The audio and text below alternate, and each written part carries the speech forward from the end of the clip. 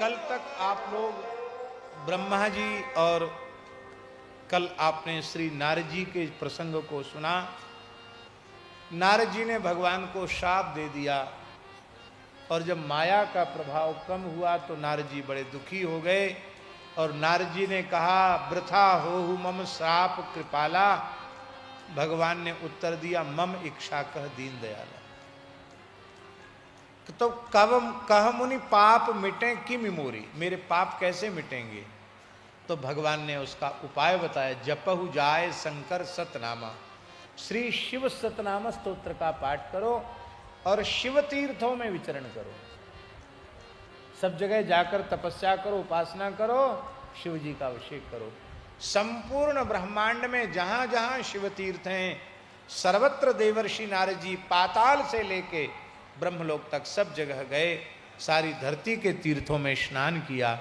और महाराज जी वर्णन करते हैं कि श्री नारद जी विचचार महिम शिव तीर्थान्यभीक्षण सा, अभीक्षण सा शब्द है, इसका मतलब बारंबार गए, जाने कितनी शिव यात्राएं की उन्होंने, कोई गणना नहीं है। और जब काशी में नारद जी पधारे तो काशी है, तीन लोक से न्यारी है काशी। त्रिशूल के ऊपर विराजमान है भगवान भूतभावन विश्वनाथ की नगरी काशी।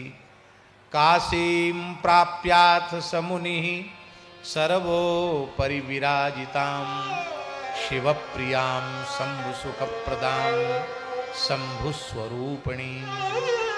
कितनी बढ़िया बात लिखी है काशी के लिए। सर्वोपरि विराजमान। काशी में जब श्री देवर्षि नारद जी पहुंचे तो उन्हें बहुत आह्लाद हुआ, बहुत प्रसन्नता हुई। काशी का एक विशेषण है शिव प्रियाम, शिव जी को काशी बहुत प्रिय है। स्कंद पुराण का जो काशी महात्म्य है उसमें लिखा है कि एक बार एक राजा ने, देवोदास ने शंकर जी की काशी शंकर जी से मांग ली थी, तो शंकर जी को अपने पूरे परिकर के सहित काशी छोड़ के जाना पड़ा। तो उस समय शंकर जी काशी के लिए रोते हैं, वियोग है शंकर जी को काशी का। एक एक करके भेजते हैं, भैया काशी में कैसी भी करके हम फिर से काशी में बसाओ हमको। बड़ा विलक्षण, बड़ा मधुर प्रसंग है स्कंद पुराण काशी महात्म्य का। कितने विनायक हैं काशी में? अरे अष्ट तो हैं, 64 विनायक हैं वहां, 64 विनायक हैं, 64 गणेश जी गए हैं वहां। और जो वहां जाता वहीं रम के रहे, चंडी गई वहीं रह गई, दुर्गा गई वहीं रह गई। शंकर जी जिसको भेजते हैं सब वहीं रम जाते हैं। अंत में भगवान शिव पधारे हैं। शिव प्रियाम, काशी भगवान शिव जी को अत्यंत प्रिय है। दूसरा विशेषण है काशी का शंभु सुख प्रदाम, शिव जी को सुख देने वाली है काशी। शंकर जी सबको सुख देते हैं, सबको, शिव माने कल्याण, आनंद, सुख, पर शंकर जी को आनंद देती है काशी, शंकर जी को सुख देने वाली काशी है। और तीसरा विशेषण तो ऐसा है महाराज जी, शंभु स्वरूपणीम, काशी साक्षात भगवान शिव का स्वरूप है।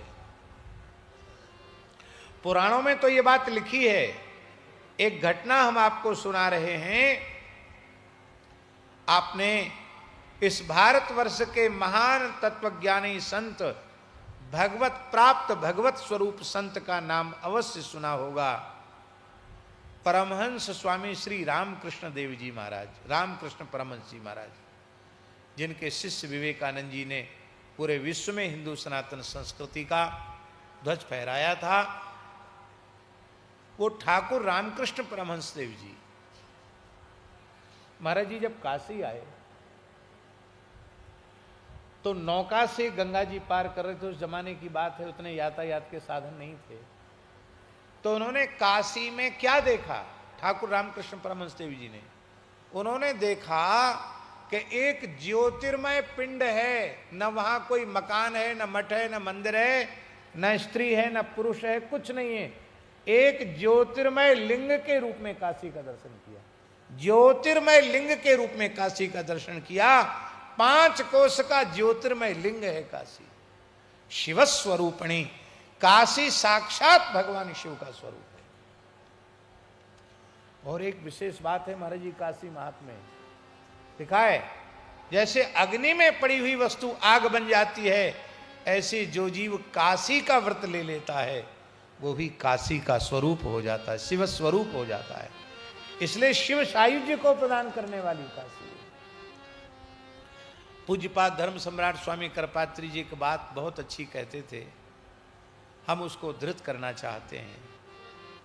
कृपात्री जी कहते थे कि जन्म लेने में हम स्वतंत्र नहीं थे, स्वतंत्र होते तो हमारी जहां इच्छा होती वहां पैदा होते। आप महाराष्ट्र में पैदा हुए, हम कहीं पैदा हुए, ये कहीं पैदा हुए, कोई कहीं पैदा हुआ, कर्मानुसार ही सब लोग पैदा होते हैं। जन्म में परतंत्रता थी, पर भगवान ने हमें आत्म कल्याण का पूर्ण अवसर प्रदान किया है मानव शरीर दे करके, तो मरकर भी हम अपना परम कल्याण कर सकते हैं। जन्म में हम पराधीन थे, पर मृत्यु में हम पराधीन नहीं हैं। यदि कोई मनुष्य कोई साधन जिससे न बनता हो, पर मोक्ष चाहता हो कि बहुत भटक लिए संसार में, अब हमें बार बार न पैदा होना न मरना है, तो स्वामी कृपात्री जी महाराज कहते काशी में जाकर पड़ जाए।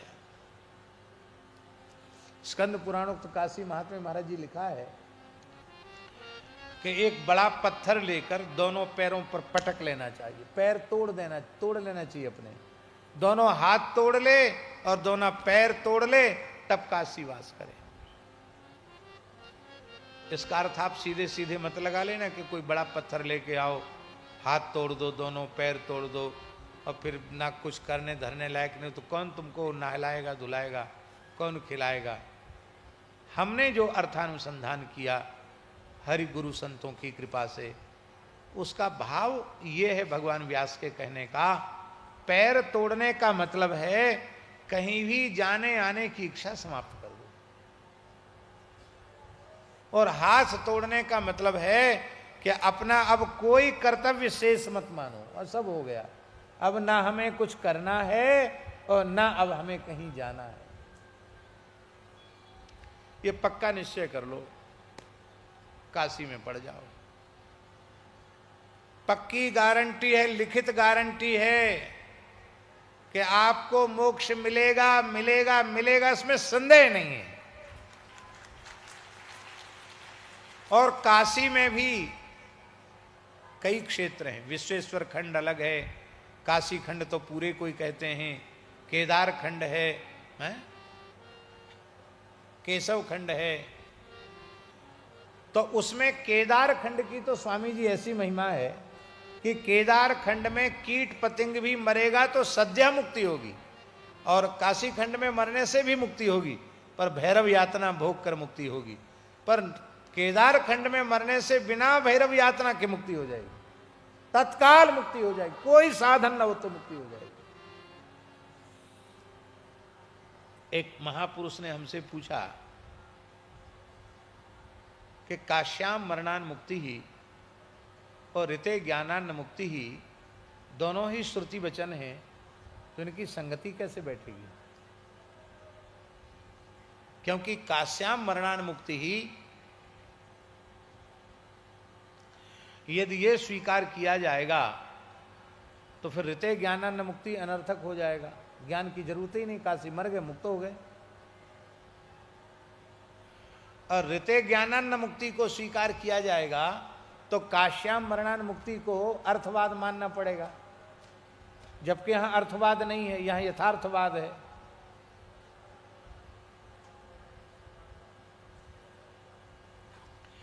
एक काशी के ही अच्छे महापुरुष ने पूछा था हमसे, पूज्यपाद पंचगंगा मणिकर्णिका घाट पर जो पूज्य सतुआ बाबा महाराज थे, परम पूज्य जगत गुरु विष्णु स्वामी आचार्य श्री स्वामी यमुना दास जी महाराज सतुआ बाबा, जिनके शिष्य इस समय श्री जगत गुरु संतोषाचार्य जी सतुआ बाबा, इस समय पंचगंगा घाट में सतुआ बाबा मठ के आचार्य हैं। तो महाराज जी उन्होंने हमसे ये बात पूछी, बोले तुम तो पढ़ते रहते हो, पोथी पत्रा पलटते रहते हो, बताओ दोनों श्रुति वचन है, संगति कैसे होगी। तो हमने पहले तो उनसे कहा कि महाराज जी मैं तो बालक हूं, आपके सामने आप ही बताइए। बोले नहीं नहीं, हम तो आपसे पूछ रहे हैं। हमने कहा दोनों ठीक है, क्योंकि दोनों श्रुति वचन हैं तो दोनों ठीक हैं, इसलिए संगति कैसे होगी। हमने कहा संगति हो जाएगी। भगवान शंकर काशी में राम तारक का उपदेश करते हैं, तो भगवान शिव के जैसा उपदेष्टा उपदेश करेगा राम नाम का, तो तत्काल ज्ञानोत्पत्ति हो जाएगी और मोक्ष हो जाएगा, तुरंत ज्ञानानंद मुक्ति सही हो जाएगा। पर काश्यामरण मुक्ति कैसे होगा, वो तो ज्ञान से मुक्ति हो रही है। माने ये सुविधा काशी में ही प्राप्त है, दूसरी जगह प्राप्त नहीं, इसलिए काश्यामरण मुक्ति।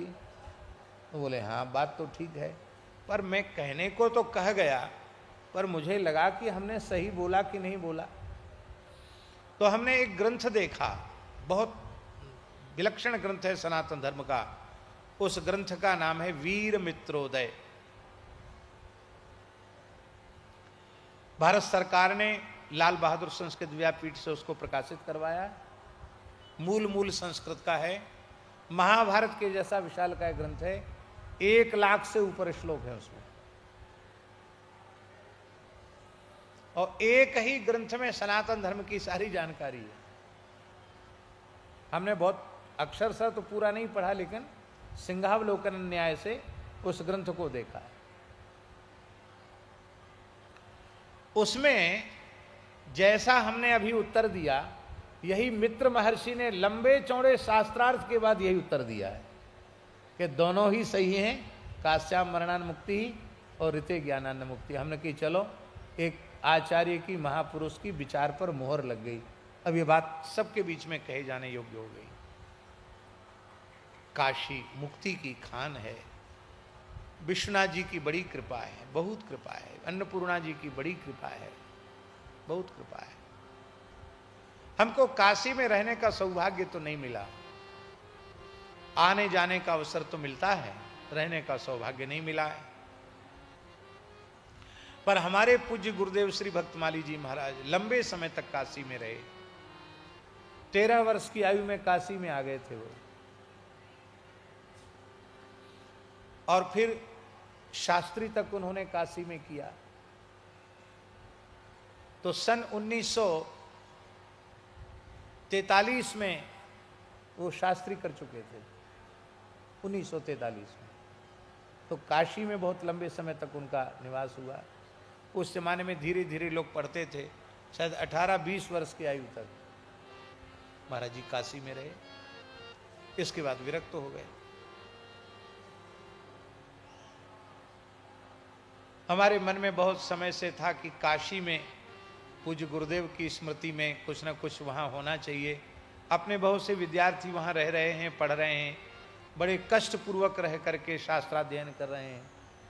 तो विश्वनाथ जी ने अब कृपा की है, केदार खंड में ही एक स्थल छोटा सा भगवान विश्वनाथ जी ने, अन्नपूर्णा जी ने उपलब्ध कराया है। पुराना बना हुआ है, अभी नए बनाने की शक्ति तो है नहीं। पुराने को ही अभी रंग रोगन भी नहीं किया गया, पर उसी को साफ सफाई करके वहाँ सद्गुरु तपस्वाध्याय प्रतिष्ठानम करके वहाँ षडंग वेद का अध्ययन अध्यापन आरंभ हो गया। वहाँ 5-6 घंटे कम से कम पढ़ाई रोज चलती है। अभी ज़्यादा रहने की व्यवस्था नहीं, पर 4-5 ब्रह्मचारी रह करके पढ़ रहे हैं। अपने स्थान के ही एक संत हैं, वो स्वयं पढ़ाते हैं, कृष्ण गोपाल दास जी, और वो पढ़ते भी हैं, पढ़ाते भी हैं। BHU में भी पढ़ाने जाते हैं, कार्षणी विद्या भवन में भी जाते हैं, और यहाँ भी पढ़ाते हैं। तो सवेरे से रात तक पढ़ाते ही पढ़ाते रहते हैं। तो मन में विचार है कि भगवान विश्वनाथ जी कृपा करें, भारतवर्ष में कुछ बहुत अच्छे विद्वान तैयार हो जाएं। अब महाराज जी ऐसी हालत हो गई, हम आपको क्या कहें। कहने में थोड़ा सा संकोच होता है, लेकिन फिर भी कह देते हैं, कोई बात नहीं। ये बिना विधिवत तरीके से पढ़े लिखे बिना केवल 4 महीना 6 महीने में कथावाचक बनने की जो प्रवृत्ति है, इस प्रवृत्ति ने धर्म का और शास्त्र ज्ञान का सर्वनाश कर दिया। 6 महीने में भागवत कथा बांचो, 3 महीने में राम कथा कहने लग जाओ, क्या कहेगा? कहेगा सब उल्टा पलटा ही कहेगा। सुनना हो तो पूज्य स्वामी श्री प्रणवानंद सरस्वती जी जैसे एक अधिकारी महापुरुष की वाणी से सुनना चाहिए। ये कम से कम भी बोलेंगे तो शास्त्र के विरुद्ध तो नहीं बोलेंगे, सिद्धांत के विरुद्ध तो नहीं आप चाह के भी बोल पाएंगे क्या? अरे बोलने की बात छोड़ो, आप सुन नहीं पाएंगे।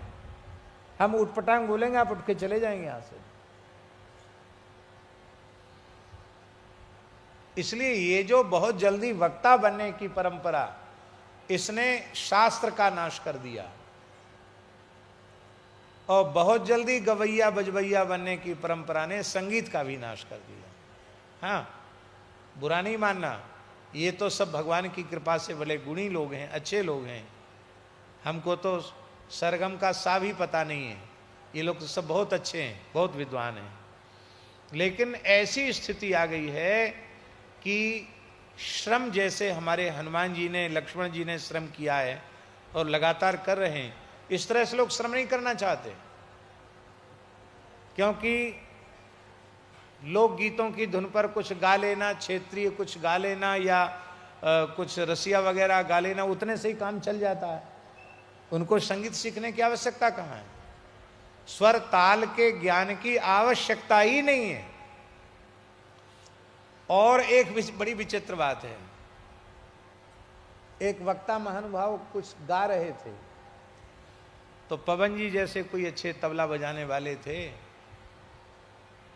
तो उनसे बोले बार बार, ए कहरवा बजाओ कहरवा। अब बेचारा कहरवा ही बजा रहा था बजाने वाला, तो उसने कहा अरे बोले नहीं, और बढ़िया वाला कहरवा बजाओ। 2-3 बार टोक दिया तो उन्होंने तबला उठा के पटक दिया, बोले तुम बजा दो।